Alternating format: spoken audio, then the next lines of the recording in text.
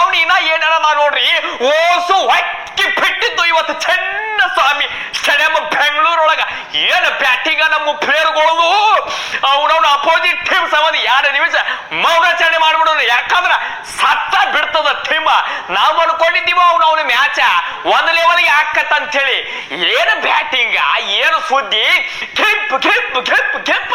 ಇನ್ನು ಅವ್ರು ಸತ್ರು ಜೀವನದಾಗಿ RCB ಹೆಸರು ತಗೊಳಂಗಿಲ್ಲ ಅವರು. ಇನ್ನು ಇಡೀ ಕಾಯ್ಕೊಂಡ್ ಕೂತಿರ್ತ ಅಪೋಸಿಟ್ ಟೀಮ್ ಅದವ್ರು ತಿಂಡಿ ಅವ್ರದ್ದು ನಾವಾಗ ಉರಿಸ್ಬೇಕಂತ. ನಿಮ್ಮ ಲೇ ಹೋದ್ ಸತಿ ಶಪಡ ಅದನ್ನ ಮರ್ಯಾಕಾಗಿಲ್ಲ. ಇವತ್ತು ಹಣೆ ಬರಕ್ಕ ಏನ್ ಹೊಡೆದ್ರೆ ಟೀಮ್ ಡೇವಿಡ್ ಅಯ್ಯಯ್ಯಪ್ಪೋ. ಅವನ ಸ್ಟಾರ್ಟಿಂಗ್ ನಮ್ದು ಅವ್ನ ಟಾಸ್ ಸೋತೀವಿ, ಬ್ಯಾಟಿಂಗ್ ಬಂದಿವಿ, ಅಲ್ಲಿ ಚೇಜಿಗೆ ಪಿಚ್ ಅಂತದ. ಅವ್ನು ಯಾವ್ದು ಯಾಕ ನಮಗೇನೈತಿ, ನಾವು ಮಿಕ್ಕಿದ ಮಕ್ಕಳು ಯಾವ್ದು ಬರ್ತದೆ ಬರ್ಲಿ ಮತ್ತ ಬ್ಯಾರೆ ನಿಂತಿವತ್ತ. ಒಬ್ರ ಬಂದು ನಮ್ಮ 4-5 ಓವರ್ ಅವ್ನು 4 ಹೊಡ್ಯಾಕ ಹೊಂಟೈತೆ ನಮ್ದು ಹುಲಿ ಕಿಂಗ್ ಕೊಹ್ಲಿ. ಈ ಕಡೆ ಸಾಲ್ಟ ಬಾಲ್ಯ ಹೊಂಟಿಲ್ಲ. ಅವನವನ ನೀರ್ಗಿರ್ ಹೊರದಾರ, ಏನ ನೀರ್ ನಿಲ್ಸಾರ ಗ್ರೌಂಡ್ದಾಗ, ಏನು ಮಣ್ಣು ಒಗದಾರ. ಯಾವ ಮಣ್ಣು ಅವನವನ ನಮ್ಮ ಹೊಲದಾಗ ಒಗಿ ನೋಡ್ರಿ. ಆ ಕಡೆ ಮಣ್ಣು ಎರಿ ಮಾಡಿ ಒಗದ್ರ ಗೆಚ್ಚ ಗಿಲ್ಗಿಲ್ ಆಗ್ಬೇಕು. ರನ್ನ ಹೊಂಟಿದ್ದಿಲ್ಲ, ನಮಗೊಂದು ದೊಡ್ಡ ಟೆನ್ಷನ್.